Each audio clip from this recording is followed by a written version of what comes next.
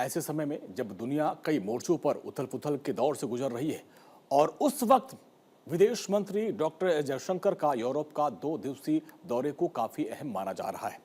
ये यात्रा सिर्फ कूटनीतिक यात्रा नहीं, बल्कि बदलते वैश्विक समीकरणों के बीच भारत की बढ़ती भूमिका और रणनीतिक प्राथमिकताओं का एक बड़ा संकेत है। वैश्विक कूटनीति के विषाद पर यात्रा को अहम माना जा रहा है, क्योंकि एस जयशंकर बुल्गारिया और फिनलैंड के दौरे पर है।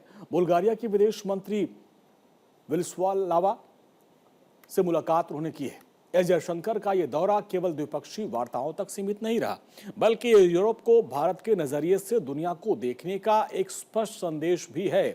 बुल्गारिया की विदेश मंत्री के साथ बायलैटरल मीटिंग की और मीटिंग के बाद एस जयशंकर ने कहा कि इस वक्त दुनिया अस्थिर और अनिश्चितता के दौर से गुजर रही है।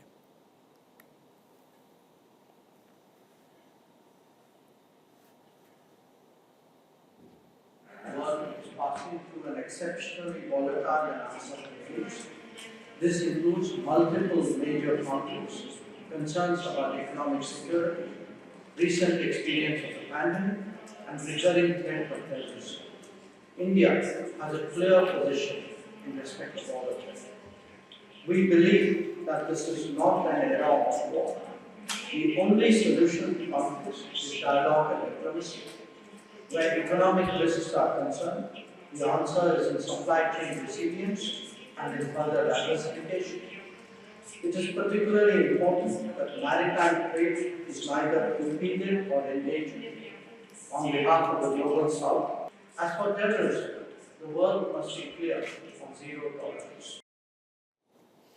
इस यात्रा के दौरान एस जयशंकर ने बुल्गारिया के प्रधानमंत्री रोमेन रादेव से भी मुलाकात की। प्रधानमंत्री नरेंद्र मोदी की ओर से शुभकामनाएं दी।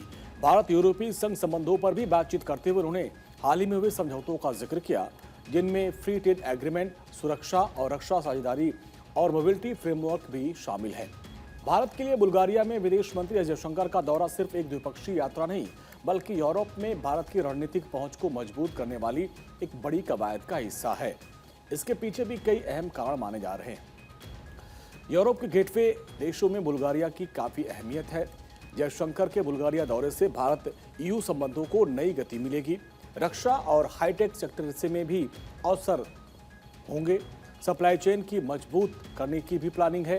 ग्लोबल साउथ की आवाज बनना भी है। बुल्गारिया के बाद एस जयशंकर फिनलैंड के दौरे पर जाएंगे और जहां वो एलेना वोल्टोनेन से मिले।